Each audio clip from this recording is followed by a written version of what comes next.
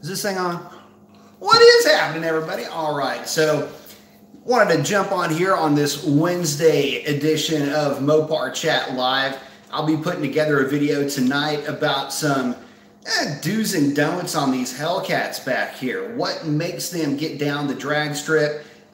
Well, at least finishing a run all in one piece. Be looking to put together something like that here pretty soon, but wanted to hang out with you guys, see what is happening, see what is kicking with you guys this week. How's your week going? Hope everything's going real well.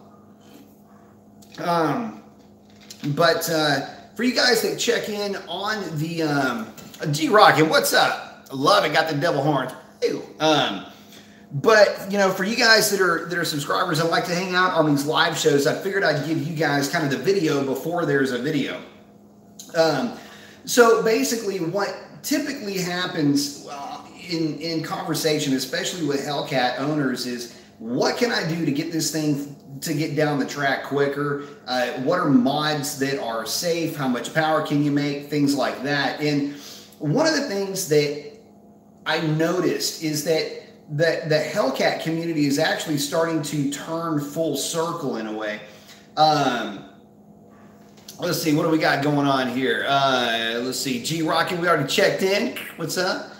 Natalie, hey, what's up? What's up, brother? Jazz Hellcat, AB Mason. Luke Richardson's not doing so good. Looks like his grandmother passed away. Sorry to hear that. Godspeed. Michael Corleone's checking in. What up, man? But what I've noticed is that the Hellcat community is actually kind of coming full circle in some respects. You know, the car's been out for about 4 years now. And a lot of these cars are coming up for sale either because the leases are running out or the guys are just looking to get something different. They've had the car for about 3 years now and time to move on. Well, a lot of them are very clean, very stock cars, and guys are picking them up on the used car market for, you know, say anywhere between $45,000 and $55,000 for very clean examples for 15s, 16s, and maybe even some, you know, higher mileage 17s as it is 2019 now. So guys that didn't have the cars earlier on or weren't really paying attention to them, a lot of the questions are starting to come back around, which are, what pulley combination works? What fuel do you run? Should I run cats or no cats? What does a tune do? You know, all these things are starting to come back around. And because of that, and because the number of cars that have come up for sale is fairly high, these cars are starting to get quite a bit of turnover. There are even more tuners trying to get in on the Hellcat bandwagon where they really just weren't there before. There's starting to become a bit more of a demand for these cars in the aftermarket. So that's really where that video is going to come from. It's that point of view, so to speak, is, you know, basically, you know, kind of a, you know, an indoctrination. I guess that's really not the right word, though. It's basically, you know, for you guys that are new Hellcat owners, what works and what doesn't, and more importantly, what to stay away from and what pitfalls to not find yourself in when you start, you know, trying to turn the wick up on one of these big girls. So let's check in. Jay Puma, holy shit, just found your IG page and followed. Actually, I followed back, brother. Where's my thing? I followed you back. One and only SB, B Mason, buddy, up to trouble as always, as much as I can get into without getting caught, brother. Let's see, CJ Colvin, AB, what's up, brother? What's up, man? One and only checking in with Jay. Dustin saying, what up? What up, man? Let's see, Justin, does anybody know the part number to the Demon Springs? I'm on the Dodge parts list, and it doesn't make sense. No kidding. I don't know it off the top of my head, but I could probably find out with a phone call tomorrow. Your parts department can probably get you where you need to be. JB, what up, B? Actually, I think you can just call and order the things, but if you order them through Mopar, they're probably going to get you. Cody's saying, I raced a buddy 2016 Scat Pack in the quarter last weekend, and my buddy's best time was a 12:25. My 5.0 ran 12:50. I can beat him from a 30 roll, but not from a dig. That's what it's all about, man. Yeah, the Mustangs are stronger on the big end.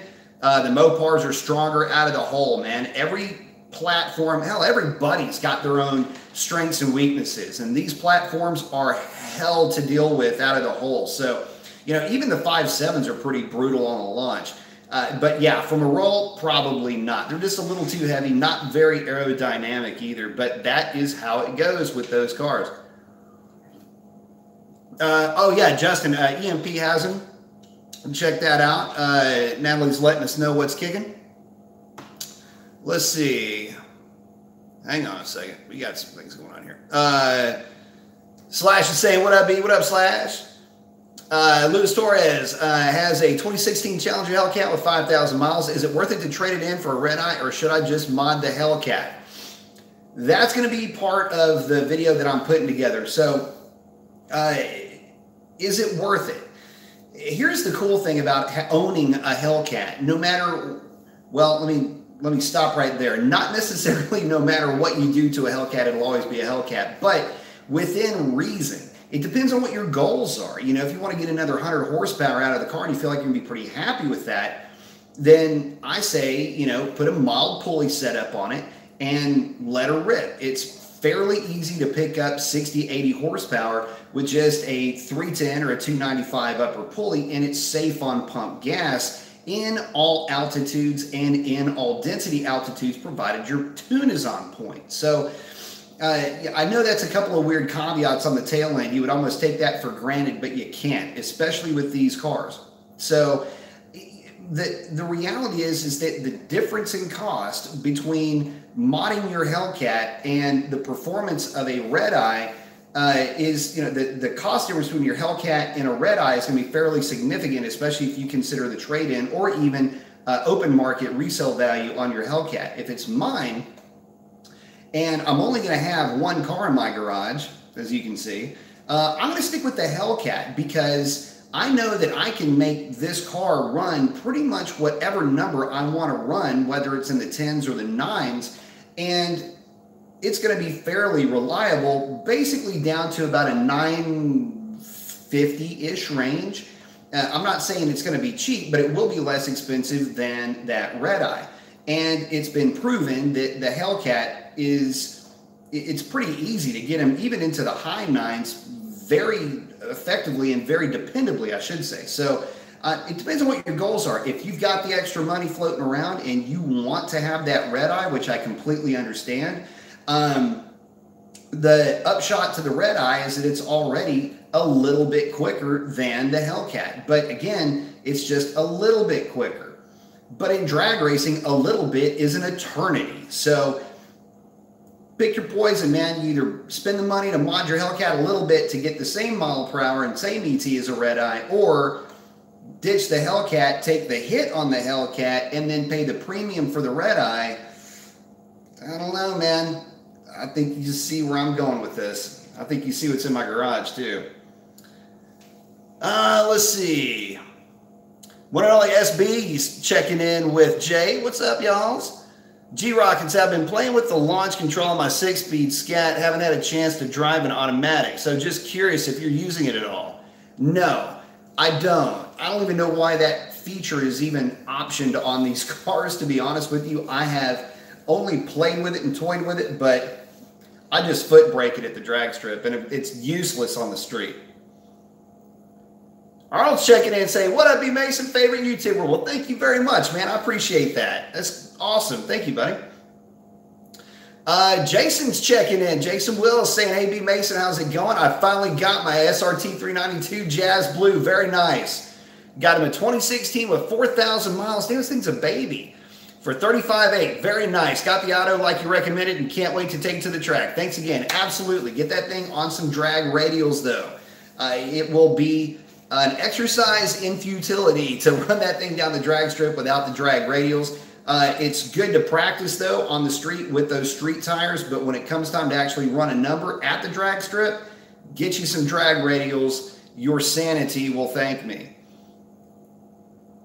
Let's see. One and only and Jay are hanging out. Let's see. Dustin saying, would 309 limited slip differential be a good idea on 2017 RT with an A8? Yes, and I don't know why they didn't come from the factory with that already. Carlisle Racing, that's what it was. Thank you, Demonology. Appreciate that. Carlisle Racing was the springs that I literally could not think of there for a minute. And they are the same spec as the Demon. Oh, damn, Slash, are you serious saying his racetrack is completely under floodwater and may never be built again? Man, I'll contribute to a GoFundMe on that one. Let's see. Oh, Symphonic saying Rush Shift is now having problems with his 2019 GT. Why anybody buys these cars is beyond me. You know, the problem with, if it is a problem, I mean, you know, there's a certain quality to the quantity of Mustang that are out there. The only problem with that is that you almost get the sense that some of those cars were rushed through production. I wouldn't say all of them were, but there definitely seems to be a certain amount that have, I don't know, you get the feeling like they're just, you know, quality wasn't necessarily job one on that day. Let's see. Jay saying, speaking of Hellcat, I hope the Big Cat wins at the Masters this weekend. Actually, I have some coworkers at the Masters, and I'm jealous. But yes. Let's see, one and only saying, oh yeah, Epling's ran 8:15 with theirs. That is crazy fast. That is a lot of money, a lot of preparation, and a lot of blood, sweat, and tears to get one of these cars into that number. So mad respect to them for sure.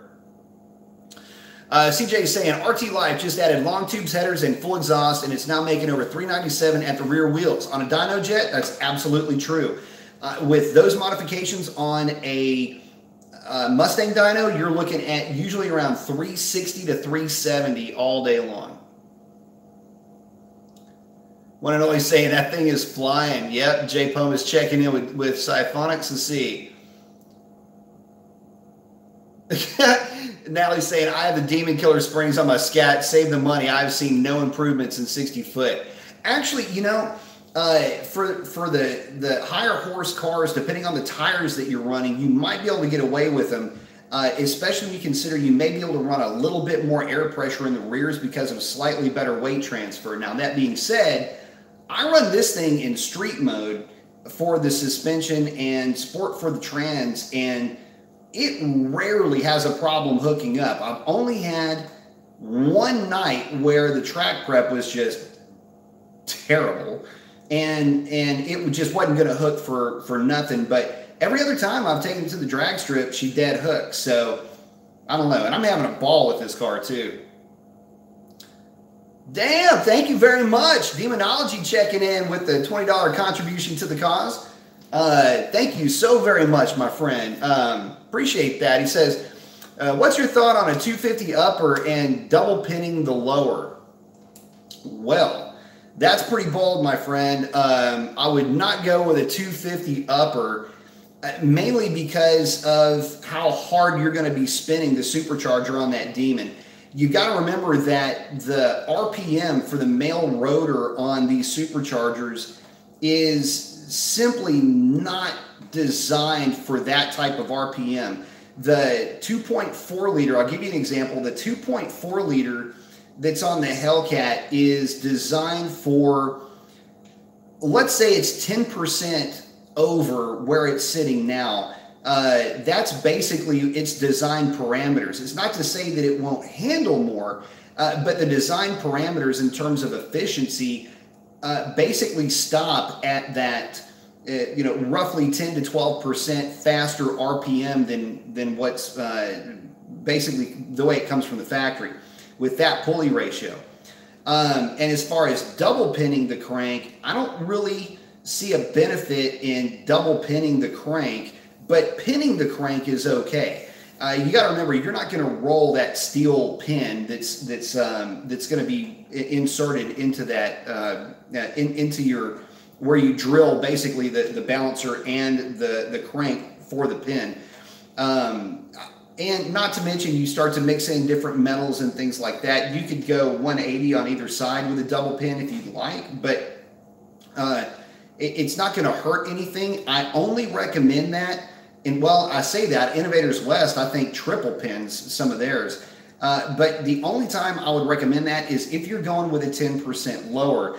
And if you're going with a 10% lower, then I would say in that case, go ahead and double pin it and just run with the idea that that is how that engine is now, more or less indefinitely, once it's double pinned like that. So it's a good opportunity to ensure that you're going to lock that balancer onto the front snout of that crankshaft. Though basically what you're doing is you're locking it in place and not giving it an opportunity to spin once you put a higher load on the crank with that smaller pulley. But for any of the Demons, or really the Hellcats for that matter, the smallest upper I would personally suggest is a 275 with a 10% lower. You're exceeding your efficiency range already with that, and although you'll still make really good power, any faster than that and you are significantly reducing the life of that supercharger, to say the least.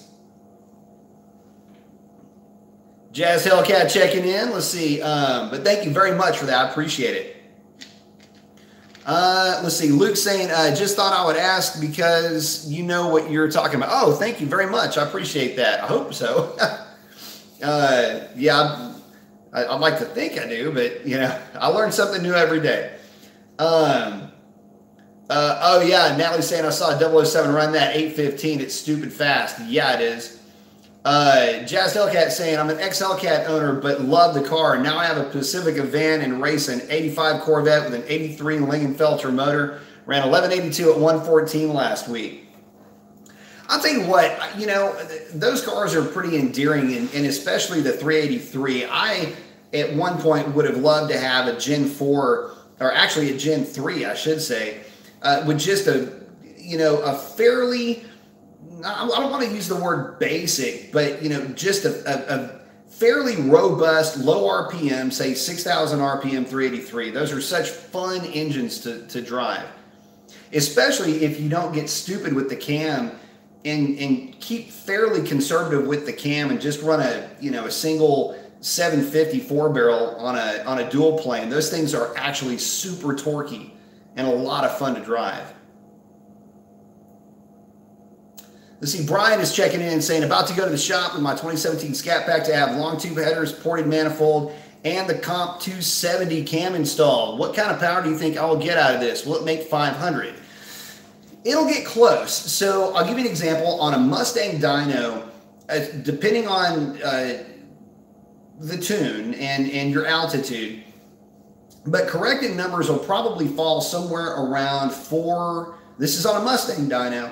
Corrected numbers will fall somewhere around 450-ish, which should put you at about 480, 490 realistically on a dyno jet. Some dyno jets are a little bit more optimistic than that, but for the most part, that's the number that I've seen. And for the guys that have gone a little bit more aggressive and done race gas tunes or E85, I have seen some go over 500. One of my car, or one of the customers that has a 392 with one of my camshafts on E85 went over 500 with a stock manifold and a stock throttle body. So that'll kind of give you an idea.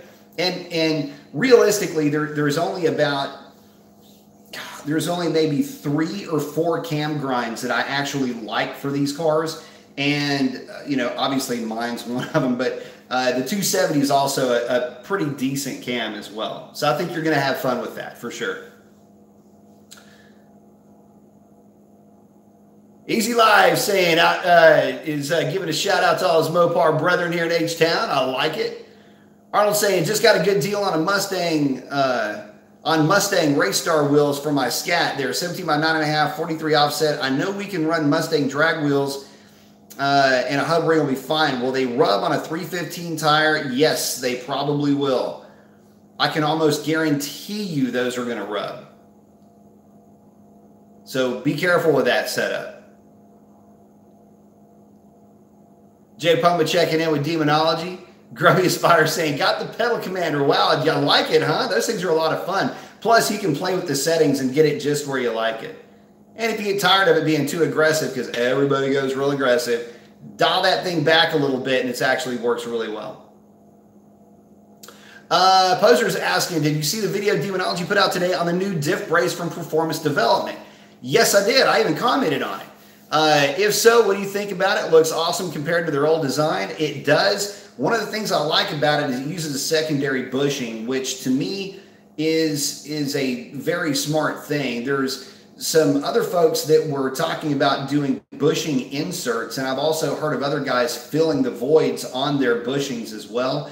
I'm not sure that that's the best way to go about it. I think the diff does need to be braced, so there's that to consider as well. And you know, at that power level, and especially with a 309, where the ring gear is trying to, or the pinion gear is trying to climb that ring gear even more because you have more power and you have more gear multiplication, I think the case really does need to be reinforced, especially with a 309. On a 262, to be honest with you, you can probably get away just fine with their extreme brace, which is what I'm running on this car, but for the guys that are making more power or running a 309, I would, or both, I would definitely suggest looking into it as an alternative. And, you know, for 400 bucks or rather 500 bucks, I think it's money well spent for sure.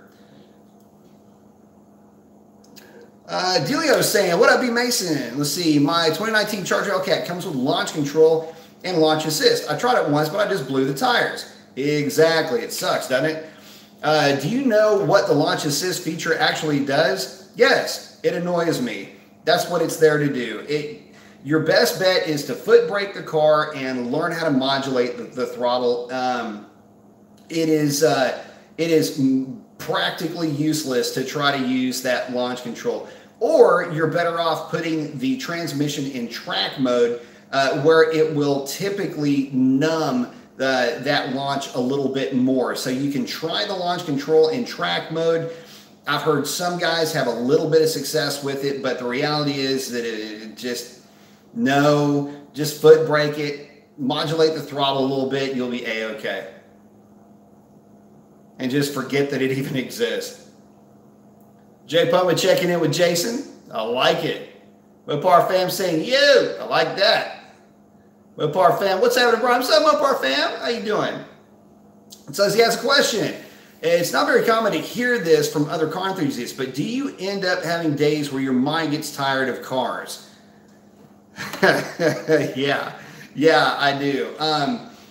But it's not the cars that I get tired of thinking about, or you know, either fantasizing about what the next build's going to be or what I would like to do next with the vehicle.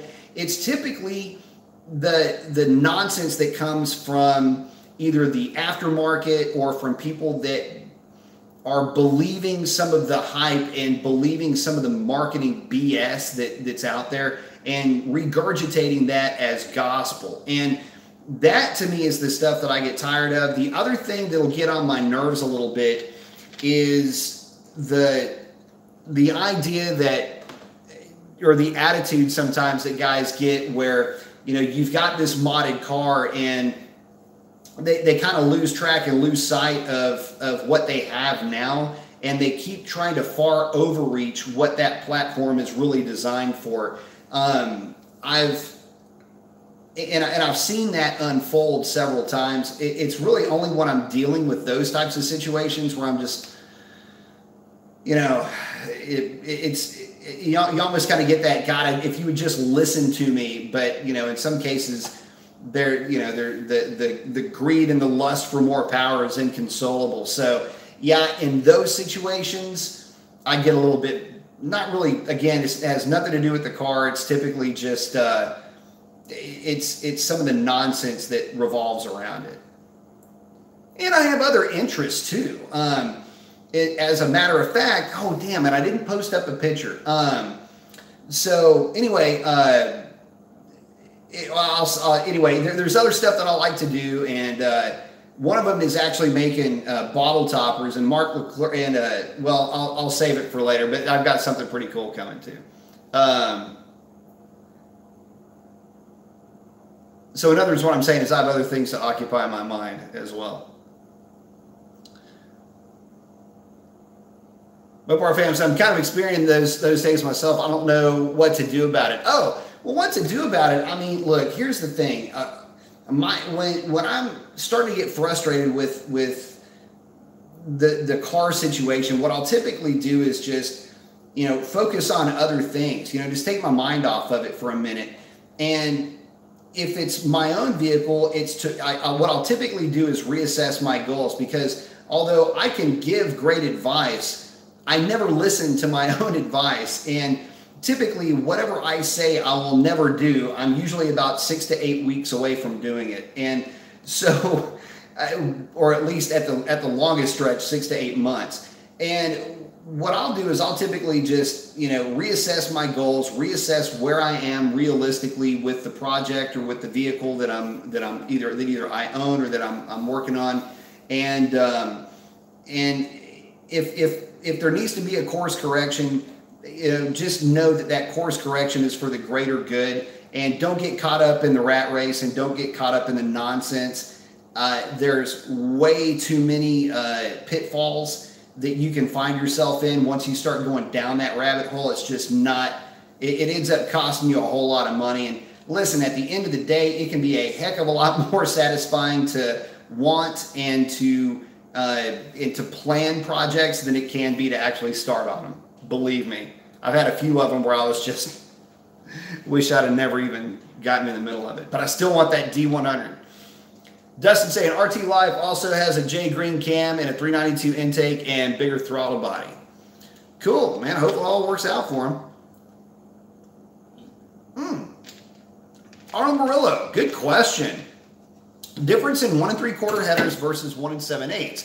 Haven't seen many 392s with 1 3/4, which is the setup I'm about to run when I get the car from the tuner. With a cam, I like the 1 3/4.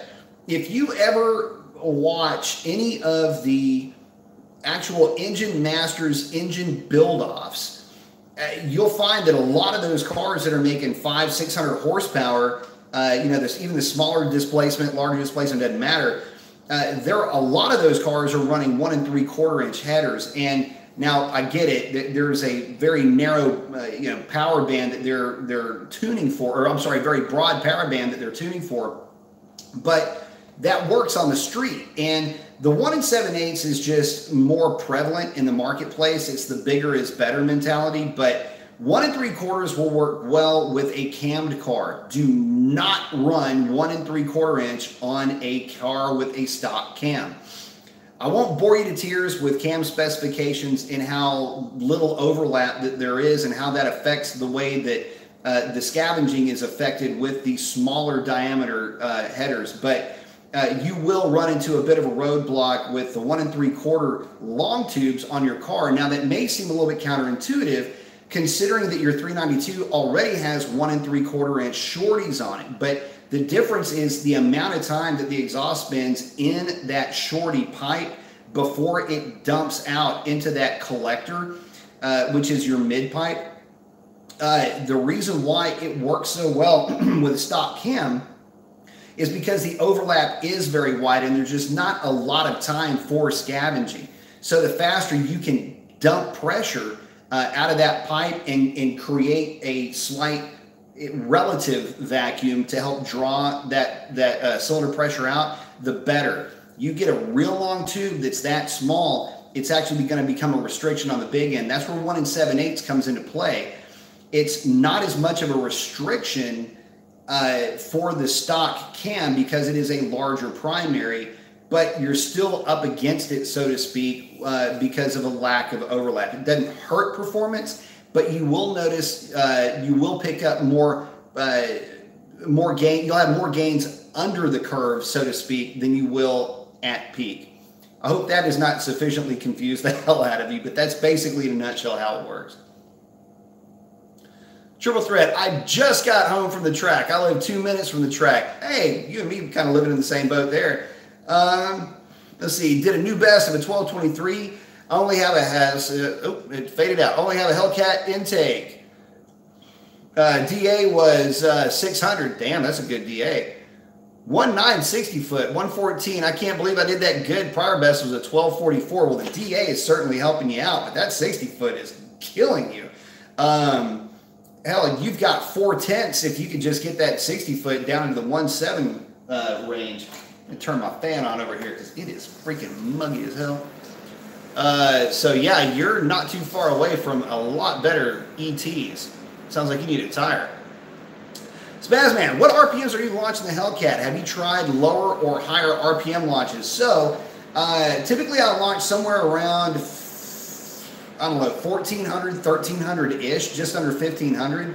I've tried higher launch RPM and haven't noticed too big of a difference. So, you know, again, what I'll basically do is load the car up on the torque converter, but I don't really try to, you know, overload it, so to speak. I'm basically just loading up the chassis and waiting for those lights to drop. So the highest I think I've launched is about 2000 RPM, and it ran, I think it went 1049. That's back on the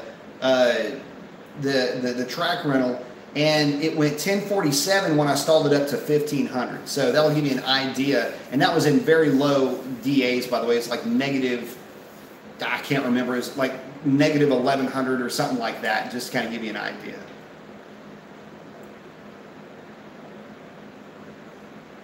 Triple Threat saying removing seats next, drag radials after that. Good deal. Yeah, losing weight's always good. Mopar fam saying, oh yeah, do you have an Instagram too? I do. It's BA Mason 721 is the Instagram. I don't do a whole lot of car stuff on my Instagram, or at least I haven't been lately. You'll see some kind of random stuff pop up on there, but every once in a while you'll have some car stuff from me, but it's typically more random nonsense than car stuff. Racer X checking in. Triple Threat, thank you very much for the donation. Oh, damn, one and only also. Thank you all very much. I appreciate that. Triple Threat, man, I do appreciate that very much. Sincerely, thank you. One and only, again, thank you very much for the contribution to the cause. Oh, yeah, we just got new tires, by the way, for the daily setup.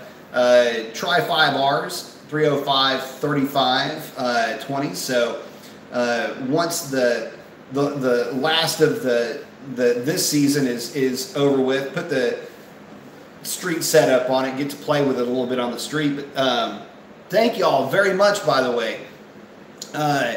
One and only saying, B Mason, thanks everyone. Thanks for everyone you help. How cool you do it. Thank you very much. Plus, even 26 years now with my shop. Man, I tell you, I would, that's awesome. I've come to your channel a couple of times to get an answer. Anyways, thanks, big guy. I always appreciate it, man. Thank you very much. Truly appreciate that. You know, it's, you know, it always makes me feel good to visit with you guys, and I appreciate that y'all enjoy hanging out with me and like it enough to support the channel. So thank you very much for that. I truly, truly do appreciate it. More than you know. Much more than you know. It's very humbling as well. So again, thank you very much.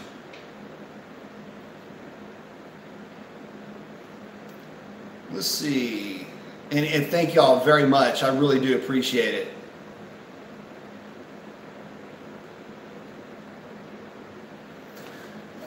Sean Egan saying, how much weight will I save when I pull the front sway bar, the passenger seat, and the rear seats out? So if you do the rear seats with the hardware, meaning with the tumblers for the seat belts and everything, that is exactly 45 pounds if you put a rear seat delete in it.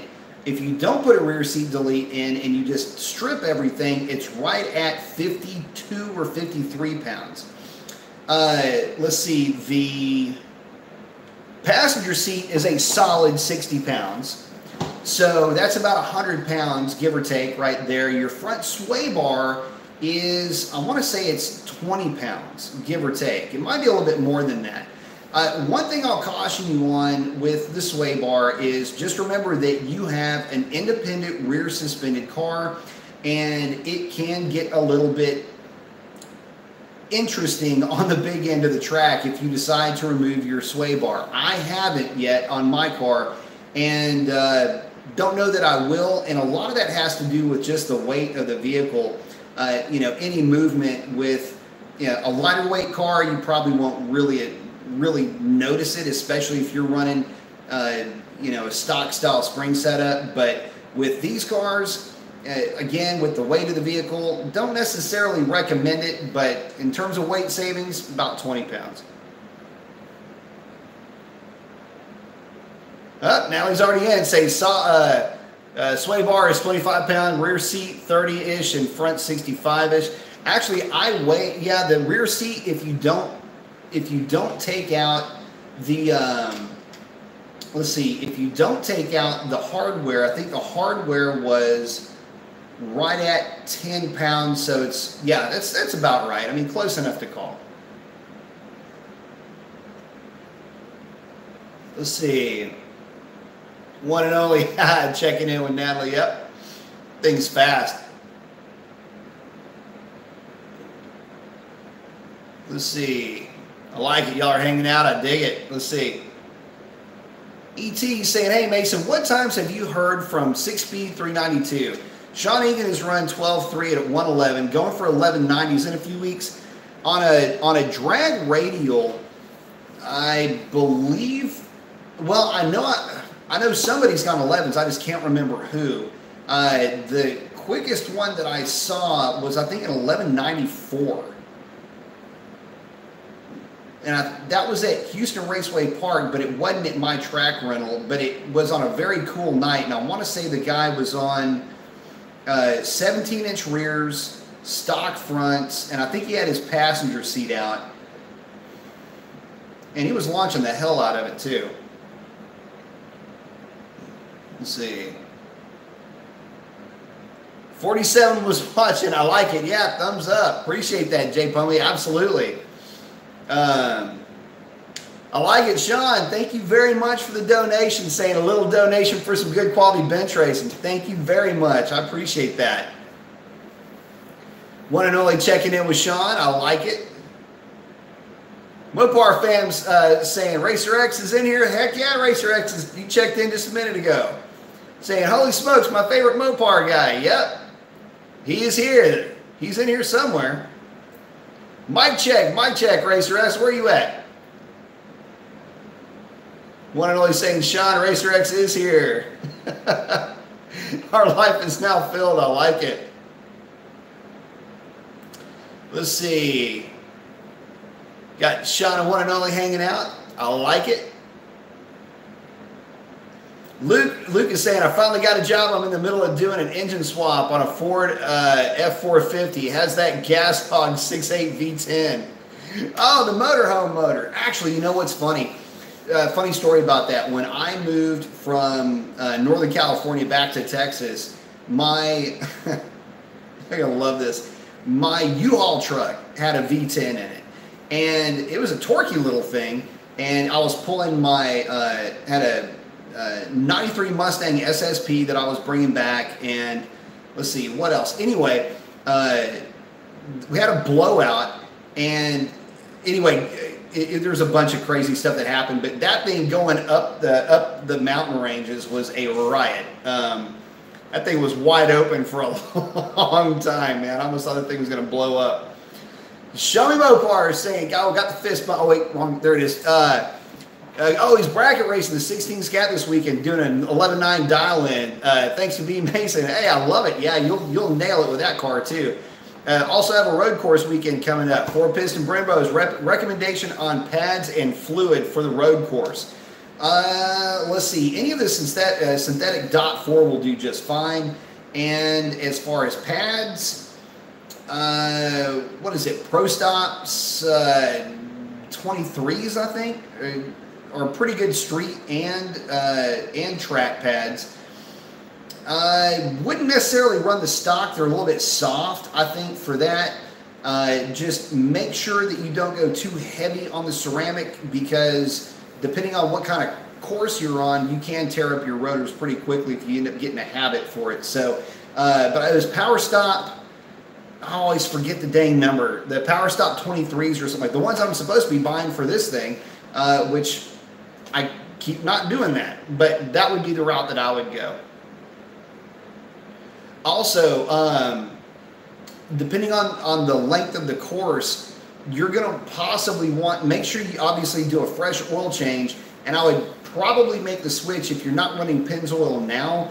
Run Pennzoil for that track event. Pennzoil has a little bit higher viscosity at higher temperatures than Mobil 1 does. It typically doesn't make any real difference unless your oil temperature starts getting above like 230. And if you're doing road courses, you're going to be probably 240, 250 with that oil temp. So just something to keep in mind. 762 saying 5W30 versus 5W20. Which one? Man, I got to tell you, if it's mine, I would probably go 530 depending on the type of driving that you're doing with it. And it also depends on where you're living, but you got to remember that you're not giving up anything in cold temperatures in terms of flow typically, at least not that much between those two oils.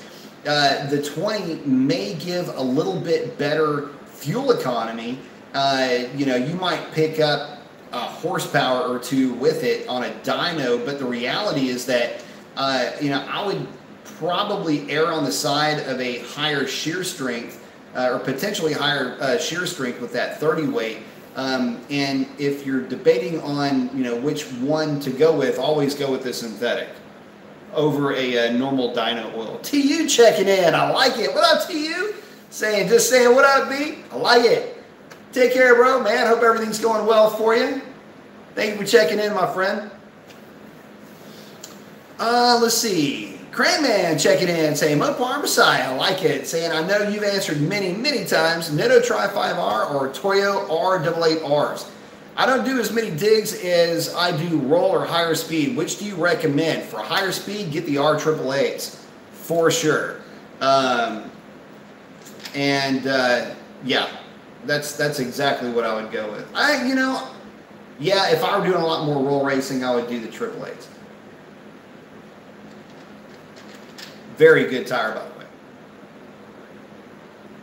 If you're doing more dig or you're looking for a good just all around street tire, the Tri-5R is probably the way that I would go for that. Y'all know I love me some Tri-5Rs. I need to get a sponsorship from them. There was one point in time, as a matter of fact, that every vehicle that I owned had a set of Nittos on it. And that was actually more by accident than it was by choice, but it worked out great. One and only saying, damn, Sean, a foot? At least your car is great. Yeah. God, that would be brutal, too. Sean's checking in again, saying, first track date is May 2nd or 3rd. Car should be ready by then. Hopefully the snow will be gone by then. Frustrating right now. God, y'all got to do something with that snow, man. Just tell it to stop. We got to get you back on the drag strip, man. True Threat saying, setting goals is so important. My goal is to get an 11.8 out of my car. So doable. Absolutely it is. You'll get there. Let's see. Show me Mopar. Thank you very much. I appreciate that. Let's see. For Revlon, the Love Removal Machine. Dig that Colt shirt, brother. Thank you very much. I knew some of y'all would get that. By the way, if you haven't noticed, we're back to doing a bit of an older format. Where I would, we're hanging out in the garage, and before it was hanging out in the lounge, but where the channel got its start was me hanging out in my old garage. So I got to thinking, man, I want to bring that back. So yeah, when I did the Jeep video, had to wear my Colt shirt. So thank you, man. I appreciate you checking that out. Seriously been preaching to all my Mopar Nation to attend the Church of Mason, man. I appreciate that, man. I appreciate that a lot. No, that was actually a really fun video, but I do have to say that's probably one of my worst videos I've actually filmed. I didn't realize it at the time when I was filming the Jeep video, but I actually looped myself. And what that means is I was speaking on a topic, and I basically went through that topic and started talking about something else, and then something, I don't know what it was, triggered in my head, and I found myself about 7/8 of the way through talking about the same damn thing I'd already talked about. So I kind of butchered up my own video, and then I got to thinking, I was like, well, We're back to the old format, and some of my original videos, by the way, guys, are absolutely unwatchable. That's how bad they are. And I thought, well, if I'm going to screw one of them up, it might as well be this one. So, you know, not saying that they're all perfect. They're all very far from it. But, and that's the other thing. I typically don't, you know, this is the format for whenever I'm filming a normal video, like just a, you know, just a regular YouTube and not a live. This is that format. It's what's known as a long format video. So not a lot of cuts, not anything like that. It's basically just me and you hanging out in the garage or hanging out in the lounge, you know, bench racing, talking about car stuff. And the interesting thing is, you know, I don't do any editing and I don't do any of that because I think it would ruin some of the genuine nature of the conversation. So, yeah, sometimes you'll catch a misspeak, or, you know, I might, you know, loop myself like I did with that Jeep video. But anyway, the reason why it ended up playing, I was responding to a couple of guys, and it was playing in the background, and I tuned myself out, so I'm sitting there responding, and I caught just the fact that I was looping. So anyway, fun stuff. But thank you very much. I appreciate that. Mopar fam saying, I guess what I'm trying to say earlier is that I'm starting to lose passion for cars. Oh, and I don't want to let the passion go because I built a foundation on it since I was 12 years old in 2013. So, that absolutely will come. And when you start losing your passion for cars, look at other opportunities within the car hobby. Look, and if you're into muscle cars, take a look at other aspects of the muscle car. When I found myself getting a little bit, I don't really want to say bored, but just, I guess you could say oversaturated with some of the car hobby, what I started doing is I became more of a historian. I started looking more into the history of different cars, or looking for other cars that are out there that maybe I'd never even heard of. Taking a look at some of the engineering feats that were taking place in the 19-teens and the 1920s. Looking where the muscle car really came from, with the advent of the original Ford V8, with the original firepower Hemi engines, with the original overhead valve Buick engines, you know, looking into those types of things. And really, once you start diving into that stuff, the actual car thing itself kind of goes away. I mean, you don't have to be in your garage to, you know, to be studying and all of that. And then that morphed into engine history and some engineering history, and that's what got me into some of the World War I engine designs, which are fascinating, by the way. Looking at, you know, engines like the Hall Scott engine, which is a mechanically driven overhead cam, huge Hemi inline engine that was powering, you know, blimps and airplanes and stuff like that back then. Looking at other cool aspects of the hobby will, when you come back around to, you know, muscle cars or sports cars, or maybe it's Jeeps or trucks or what have you, it'll give you kind of a deeper understanding of just how cool and just how, you know, neat the things were before that maybe you had missed already. That would be my advice for that. At least that's the journey that I went through, or went down, or the path that I went down, and the journey that I took. I need some more Diet Coke. Let's see. Jay Palm is saying, give golf a try. Out of the Charger, or out of the Challenger 300 and Charger 300 and Challenger, the Challenger has the best trunk for clubs. Absolutely. Actually, my clubs are always in the back of my truck. Midwest Mopar is saying, what tires would you suggest for 275 on a Scat Pack on a budget? I'd love the Tri-5R, but I'm thinking about Aturos or Firehawk Indies. It depends on what you're doing with the car. The Aturos are really good for just being tires.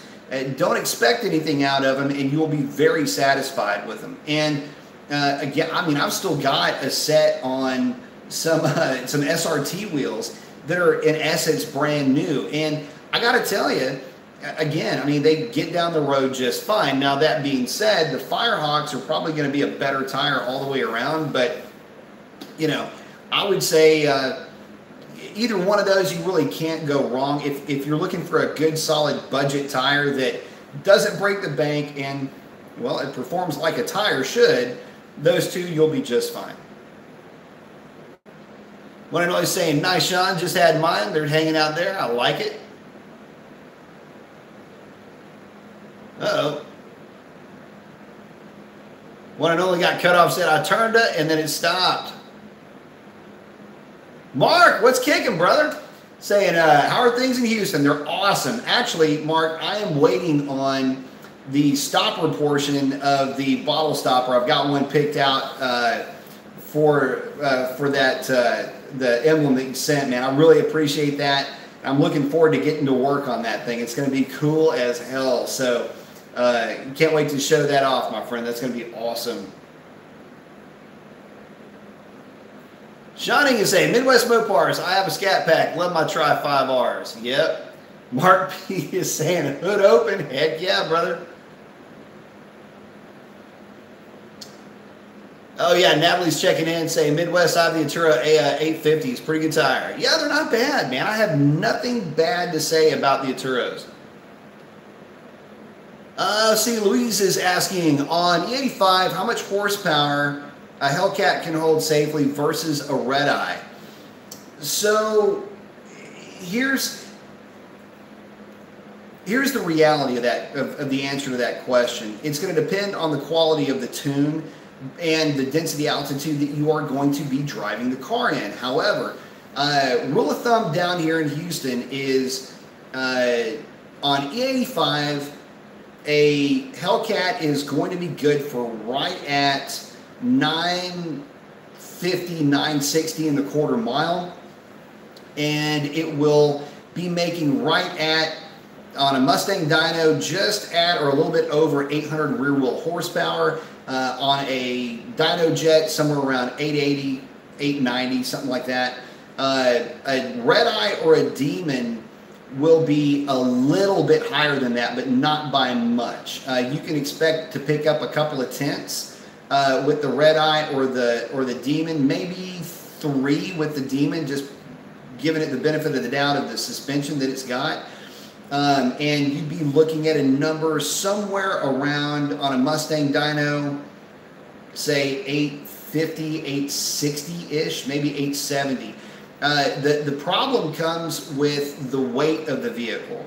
And it's not how much power can the engine take, it's how much can everything in back of that engine take when you're trying to launch a minimum of, say, 4,400 pounds with the driver and fuel. To get that amount of mass moving is loading the hell out of transmission and rear diff parts, drive shafts, things like that. So I'm more concerned with those components than I am with anything in the engine. The engine will be fine, provided the tune is where it needs to be. So hopefully that answers your question. Let's see. Now he's saying for daily driving. Oh, the AZ850s. Gotcha.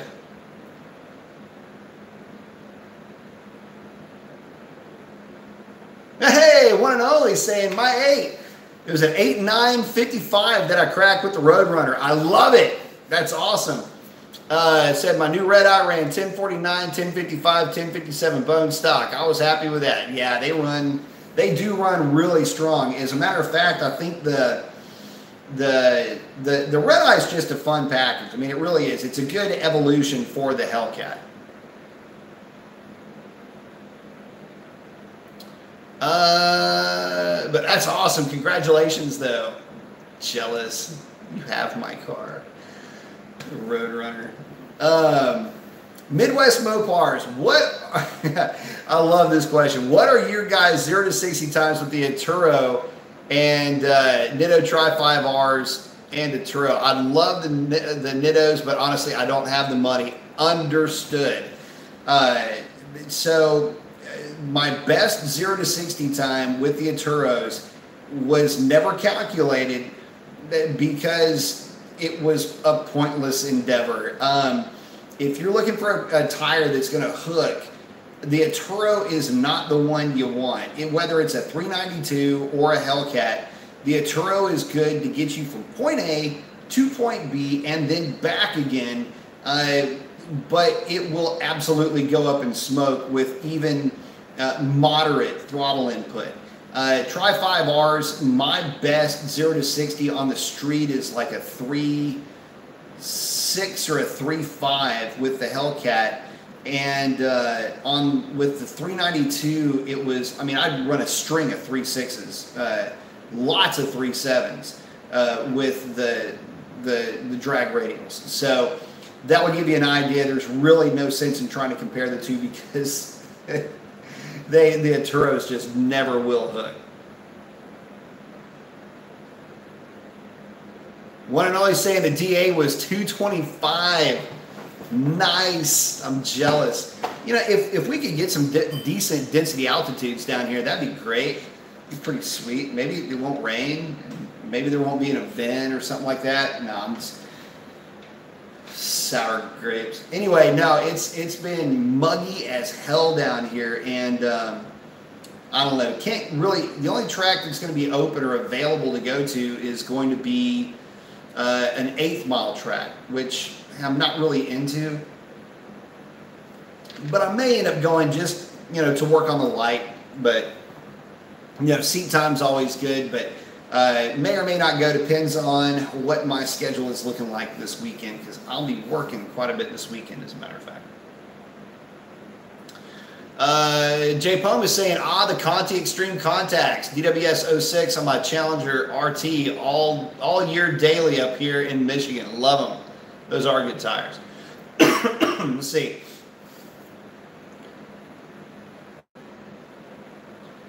Mopar fam saying, I've just discovered the B Woody cold air intake for the Hellcat Hemi V8 engines, and they make the supercharger whine sound so loud. Yes, they do.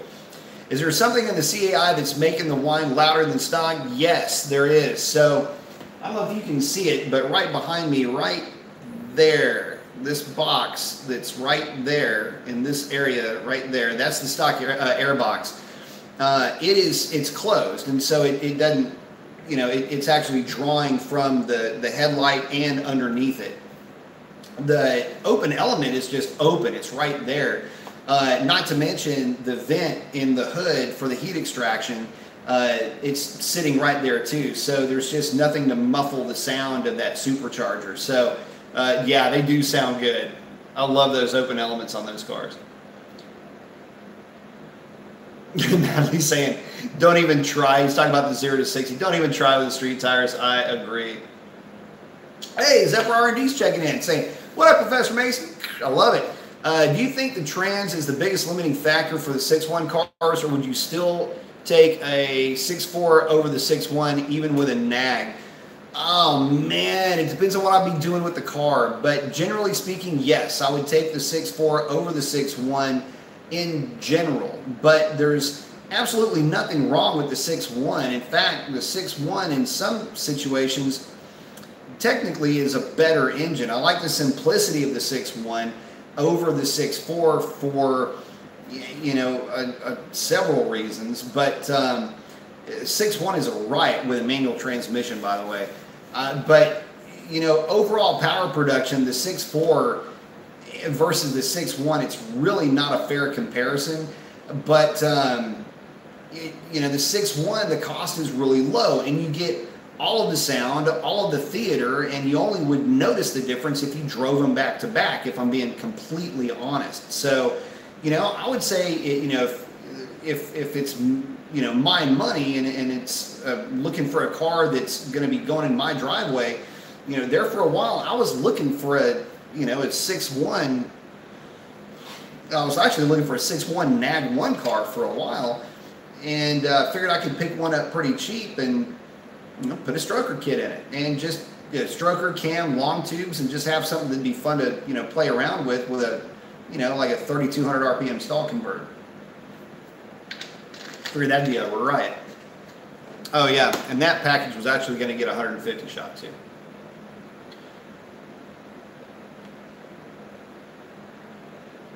Hey, Mark's coming in. He said, hey, Brian, I got an 8.8 and an Explorer carrier, 410 gear with a track lock, 31 spline, and this weekend I'm going to get a very ratty 1979 Cobra hood and a stick shift pedal assembly. I like it. I like it. Get out there and have some fun with that, by the way. That is going to be a fun swap, and it will absolutely wake that car up. Very cool. Congrats on the find. One and only saying, you are always welcome, Mason. Thank you very much. Luke Richardson with a good question. Do catalytic converters restrict horsepower and torque numbers? Some guys say they do. Some guys say they don't. I don't know who to believe. Help me, Mopar Messiah. Thank you for allowing me the opportunity. So I have verified that catalytic converters do nothing in terms of affecting horsepower on 392 cars or Hellcats for that matter. That has been dyno verified as well as track verified. However, you've got to remember that within the tune you have catalytic converter over temp protection. And what that is when the computer believes that the catalytic converters are getting too hot, it will start throwing fuel at the mixture to cool them down. So the way you can understand that statement is this: the catalytic converters don't really restrict horsepower at all. The computer will if it thinks that the temperature is getting so hot that it would damage the catalytic converters. Catalytic converter over temp, especially for the Hellcats, is noticeable. In fact, it is the difference between the car trapping 126, 127 miles an hour and 129 to 130 miles an hour. So, yes, there is a significant difference. There are reasons why the car will go into catalytic converter over temp sooner or in some instances or later in the pass. But overall, to answer the question, you have to really dig into what would cause the engine to lose power. And in this case, it's the over-rich mixture, not the catalytic converter. They flow a lot, believe me.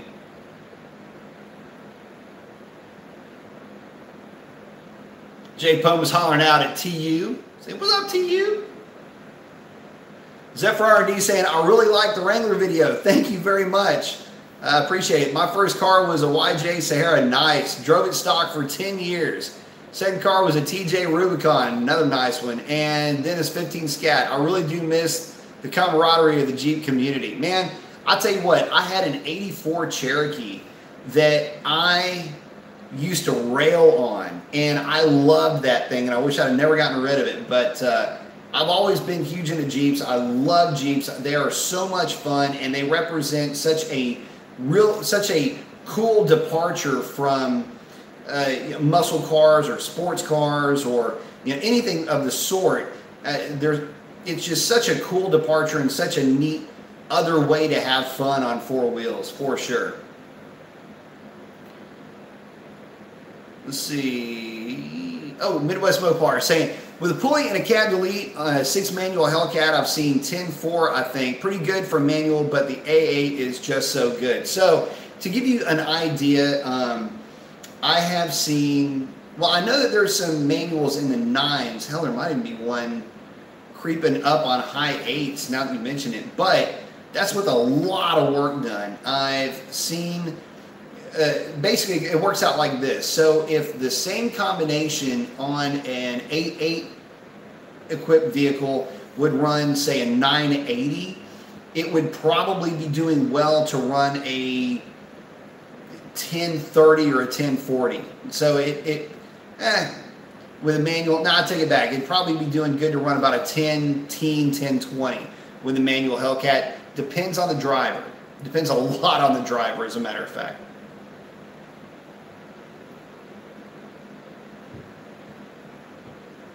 Let's see. But yeah, you're right. The A8 is real hard to beat. Up to, let me caveat that though. The A8 is very difficult to mess with up to about 840 rear wheel horsepower on a Mustang dyno. after that, you're starting to really creep up on the limitations of that transmission. But up to that point, and really 800 is kind of the sweet spot. That's really where that transmission shines in terms of power to weight and gear ratios. That's really where that plays in very well. Whoa, one and only. So he ran an 854, 846, 822, and an 821 is his new personal best. Man, congratulations. That is awesome, man. I love it. That is screaming, man. Good job. Congratulations. Sean saying, man, SB says, you got some really cool stuff I love hearing about. I'm just happy to try to run a naturally aspirated stockish 392 6-speed to 11.9. Hey, that's a feat, man. It's tough to do, and you will be in very good company if you can get that thing into that number, especially as the DAs are starting to creep back up. One and only saying DA was 200 something. I like it. Hayden's checking in and saying, B Mason, what's good? If you were to pick a daily driver, 2 or a 4-door car that had good power, let's say over 300, with all-wheel drive, what would you get? You always have answers, so I figured I'd ask. Well, thank you very much. Well, you didn't give me a budget. So if I had to pick a daily, any daily, I would say Trackhawk right off the bat. Now, if I were to say, you know, just a normal daily with over, you know, let's say somewhere around 300 or over 300 horsepower 4-door, I would probably go with a Durango. SRT Durango would be my pick, mainly because of the versatility. It's got a 3rd seat, but you can rip the 3rd seat out. I could fold everything down, and it'd be like driving a freaking minivan with almost 500 horsepower. So that would be my pick. Plus, it's all-wheel drive, and you can tow pretty much whatever you want to tow with it, too. So that would be the route that I would go.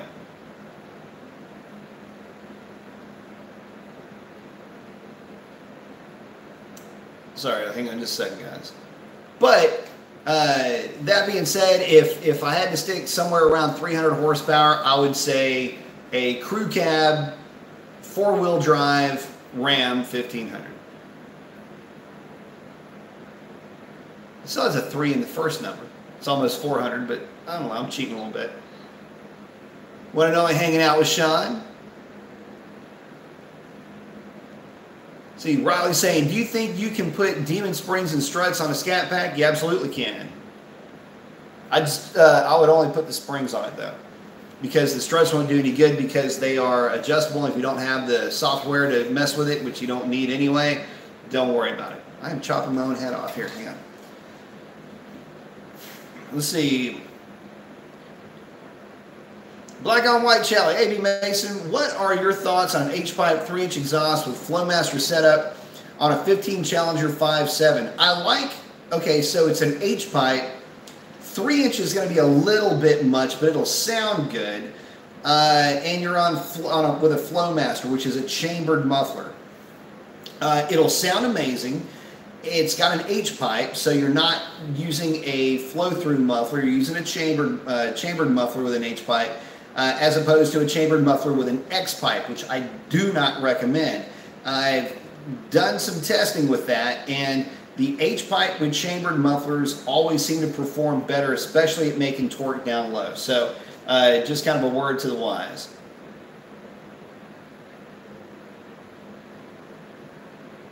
Let's see.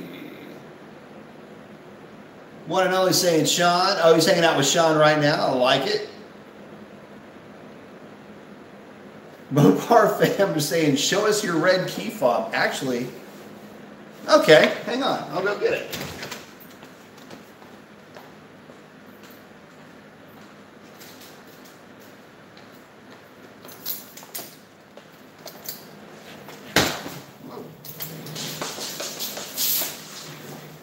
Asking, you shall receive. Red key fob. Is that good enough key fob porn for you? Mason's Motor Lodge. Pretty beat up. Daily driver key. And a bottle opener. Because, you know, you never know. Let's see. Easy Life. Modded SRT 392 in Houston. Throttle body, exhaust, cold air. Just got Diablo Sport Trinity 2000 Platinum. Any suggestions on where to take to tune? Yeah, I would say Pike's Performance, but he would probably be looking at HP tuners, but I believe you can you still store them in Diablo? I don't think you can. But I would say, yeah, if you're going to take it anywhere to tune in Houston, it would be Pike's Performance Tunes, P-E-I-T-Z, Performance Tunes. William Tatum saying, what's up, B-Mason? What up, William? How you doing?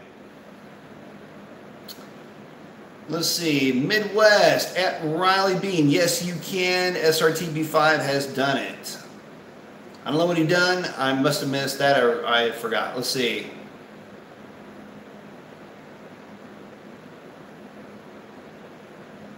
Let's see. Justin's asking, yo, B, would you ever consider Demon Springs? Yeah, I've actually thought about that. It's still a Mopar part. But the thing is right now, I don't know that I'm making enough power to justify putting Demon Springs on the car, but it might be something that I do later on. So they are available now, so I would say it's not outside the range of possibility.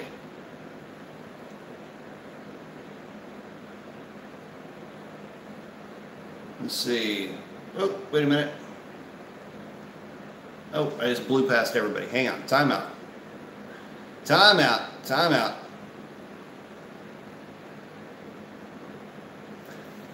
Midwest Mopar saying, I'm not even sure where you could get them. Sorry, but I know they're out there and I think it's possible. I think y'all are chatting between yourselves and I blew past one of those and I'm sorry. I don't know what y'all are talking about. Let's see. One and only saying, sorry, my phone battery died. If you went through some of my comments, I did, and then you can see where it croaked. So, let's see. Mark saying, can't wait to see that topper. Yeah, no, I'm looking forward to getting it knocked out. It's going to be sweet looking. It's going to be cool, believe me. But thank you again very much. That was awesome of you to send that. That was so cool. As a matter of fact, I'm really excited about it. In fact, I don't even have that out here. I've got that in my closet, as a matter of fact, waiting to go. I wanted to keep it protected. Let's see. G-Rock in the Speed saying, good night, brother. 5 comes early. Yes, sir, it does. In fact, I'll be waking up pretty close to that time myself. Jason is asking, have you ever tried the 2811 517 ET Streets? I'll run both 305 45 17 Street R, and the Street R seems to work better on slicker tracks for us. I have not on this car. It's been a while since I've run a true bias ply, and I don't like the bias plies on these cars mainly because of the weight and the fact that it's got an independent rear suspension.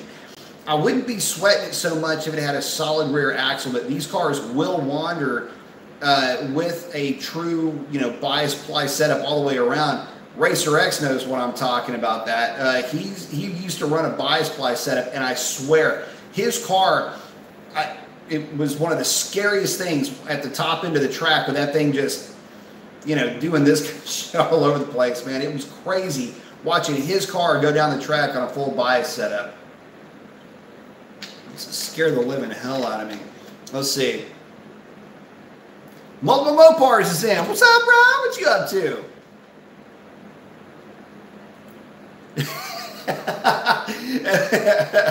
One and only SB saying, sorry for stealing your car 37 years ago.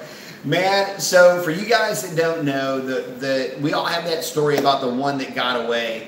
One and only SB has got an awesome 69 Roadrunner. Well, when I was a kid, had a guy sell a 69 Roadrunner right out from underneath me. We agreed to a price. We agreed to a timeline. I was putting in a ton of overtime and a ton of extra, taking jobs that nobody wanted and doing all of that to save up money to buy this car. And anyway, long story short, he sold it before he sold it, basically, after saying he'd hang on to it. Anyway, he's got my car. I just mess with him about that because I love the '69 Roadrunner. One and only checking in with multiple Mopars. Let's see. Matthew's saying he's running his stock Hellcat at the half-mile track at Wanna Go Fast in Florida. Let me know how it does. I like that. Stink Bottom saying it's Sean saying Stink Bottom, I have the BMR lowers on my 392. They helped a little. Stinky tires help as well. Did I miss something? Hang on. I must have missed somebody in here.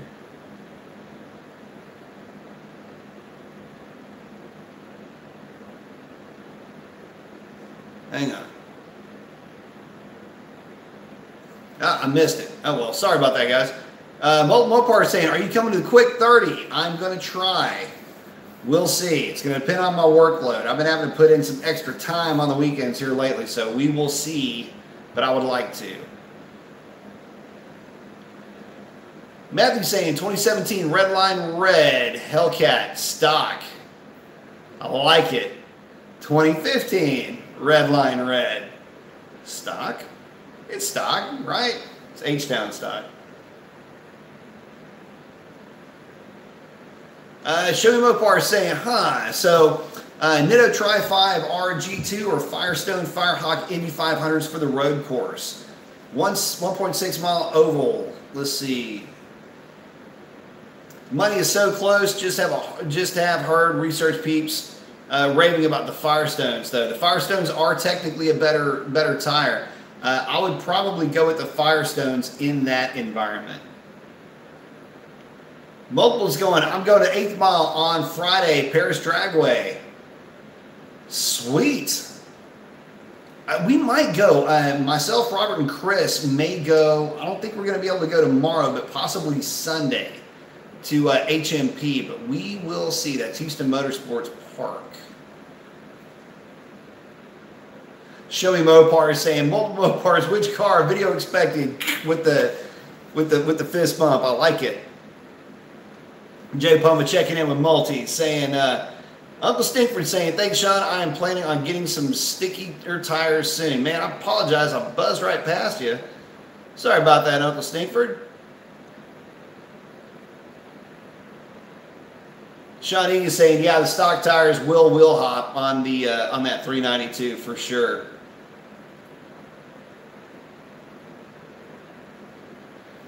Let's see. Siphonic saying Motor Trend has the 18 GT A10 at 12.1 in the quarter and the 2019 Camaro SS A10 at 12.4. Saying they can't be that far apart, can they?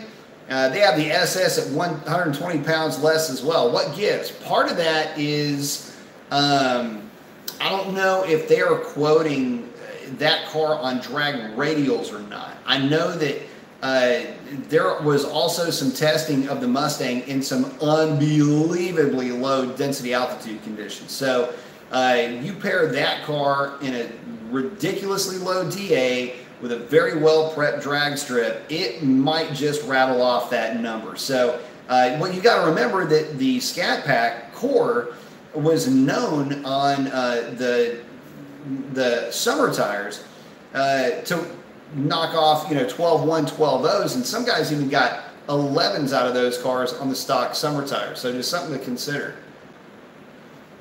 In the Camaro, I don't know, man. I can't answer that. I don't know why those cars don't perform any better, aside from the fact that they're not very aggressively geared. I think that may have something to do with it, but to be honest with you, I don't know. And I see that at the drag strip too. I mean, it hasn't gone unnoticed that they just simply don't perform as well. And maybe the guys with the Mustangs are just a bit more enthusiastic and they got a little bit more done to their cars. It could be the case, but I don't know. I'm kind of grasping at straws with that, and I don't know that that's actually a real explanation, just more speculation on my part. Let's see.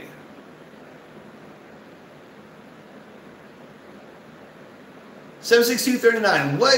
What's one of the best websites to buy performance parts for an '05 Hemi? Let's see. Well, MMX is kind of the Mopar convenience store, so to speak. They have everything that you need. Let's see. HHP is really good, and Moe's Performance is also good if you've got a truck. Those would be my three, which are basically the big three. Multiple Mopar saying, hold on, wait a minute. Oh, looks like he's getting the demon over the dyno before he gets some baseline numbers from Mr. Barth. I like it. Can't wait to see what it makes on the dyno before and after. That's going to be some pretty telling stuff. Hey, are you going to run it on 93 and 100? Or just 93? I'd be real interested to see what you can get out of it on just 93.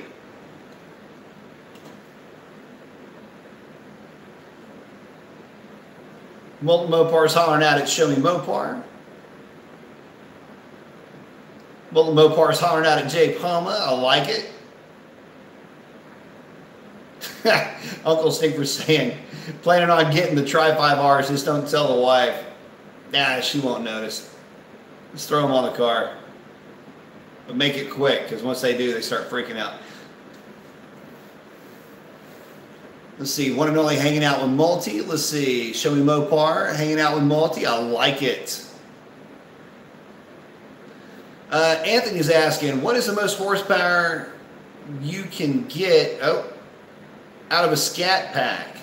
Man, it depends. You know, ported intake, fast man, ported throttle body, shorty headers, or long tube, 1 7/8 Cooks with camshaft. You can drag it up from about 400 to just under 500 to the rear wheels on a, well, no, I'll say that. I'm sorry, I misspoke. You can drag it up from just over 400 to just around 450, 460 on a Mustang dyno with those mods. Any more than that, you're talking about power adders.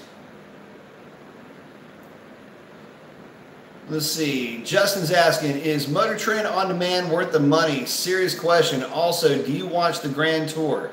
Don't watch the Grand Tour. Motor Trend on demand is kind of a, how do I put this?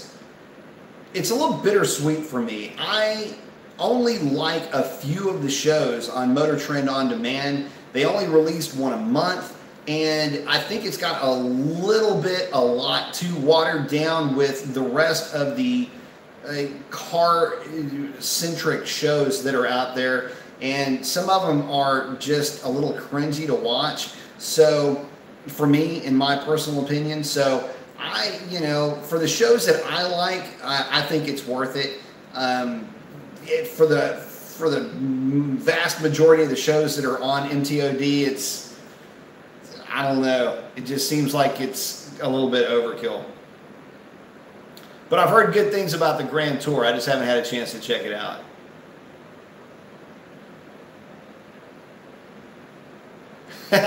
One and only just said the 15 bucks was for the Diet Coke. Did I miss something in here? Hang on. Man, I appreciate that. I just didn't get it. I didn't see anything in there, but thank you very much. Let's see.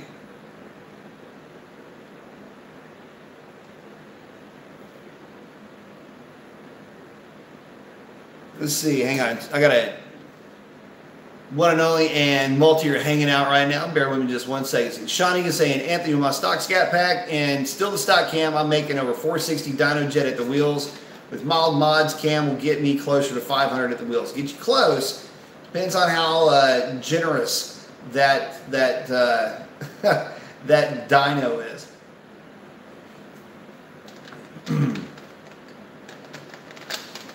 Let's see. SRT Crazy is saying, cool. There's the Mopar Master. I'm thinking about doing a cam in my Challenger and want one that's aggressive as possible. I've heard you talk a lot about comp cams. Which one would you suggest? It's a 6.1.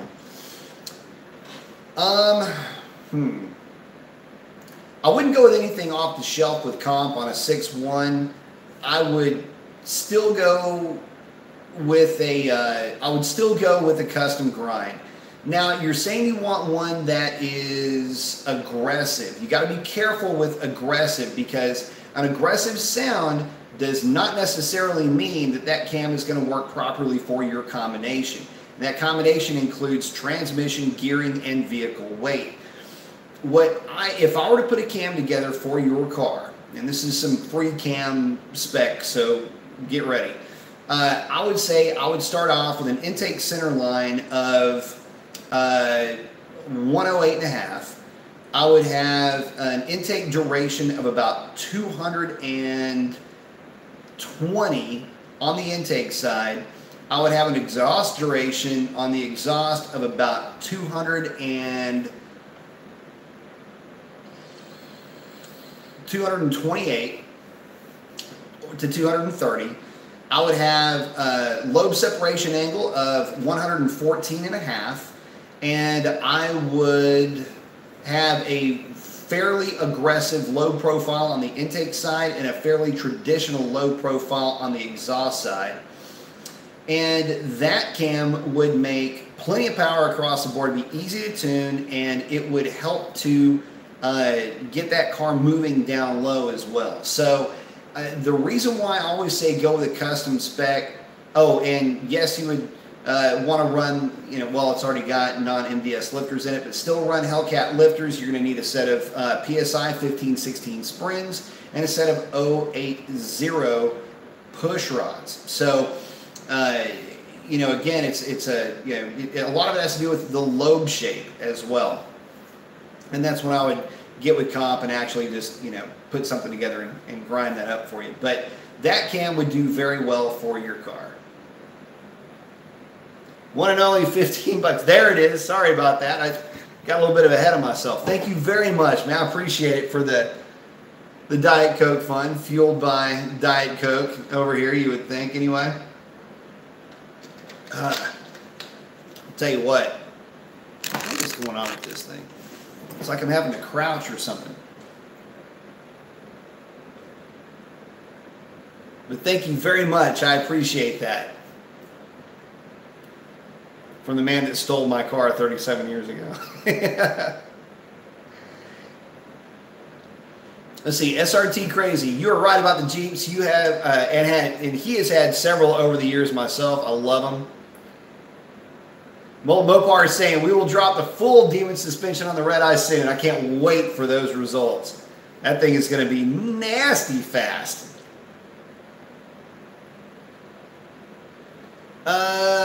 Let's see. Frankenstimmy is asking, what are the benefits of an ATI damper on an NA car? I don't really see the benefits of it, to be honest with you. I wouldn't spend the money on an NA car for that damper. It's not necessary at all. And unless you're going for like an underdrive pulley type setup, and even then I wouldn't do it. It's just really not worth it. Unless you're just trying to scrape and scrimp for every 1 and 2 horsepower gain you'll get, but you'll be very, very hard pressed.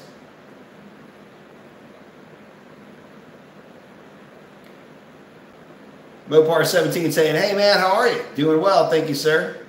One and only SB. Try this again. The 35 bucks is for Revlon, the 15 bucks is for Diet Coke, or tell me to shut up and it's your money now.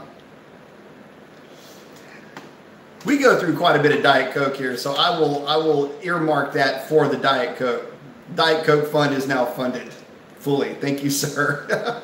I love it. Oh. Mark saying, it's my pleasure, brother. Thank you for all the videos and solid automotive advice over the past couple of years. Well, thank you very much, man. I appreciate you. For those of you guys that don't know, Mark, I think was... God, man, he had to be subscriber number 17, maybe even earlier than that. So, but I appreciate it, man. Thank you very much. He's been a staple over the years since I got the channel up and running a couple of years ago. So, thanks, buddy. I appreciate that a ton. Let's see.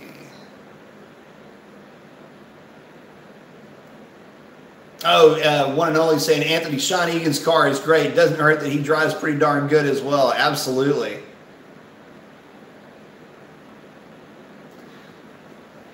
Oh, yeah, Uncle Steve for saying, what's up, brother? Spring is here in upstate New York, and my 392 is suffering from major wheel hop. I saw your video on the BMR lower trailing arms. Please tell me, will they kill the hop? Unfortunately, no. They won't necessarily kill it, but they will numb it. And numbing it is about as good as I can say that they will do. That also will, the same result was for the spawn bars as well. The best advice is BMRs, a diff brace, and a good sticky tire, and don't try to, don't try to cheat the tires in terms of pressure. I'd say cheat them up a little bit to like 30, 31, and they'll haze pretty good, but they'll still hook on the street. If you go any lower than that, you may start to cup the tire with these, lower profile tires.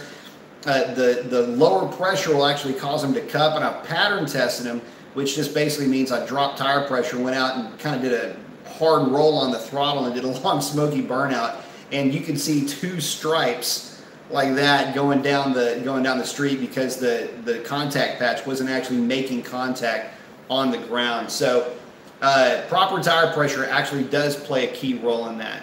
And really, I think on the Tri-5s with a 10.5s anyway, it was like right at 32 was the happy place. One and only saying H-Town stock. I love it. Yes, sir. Absolutely.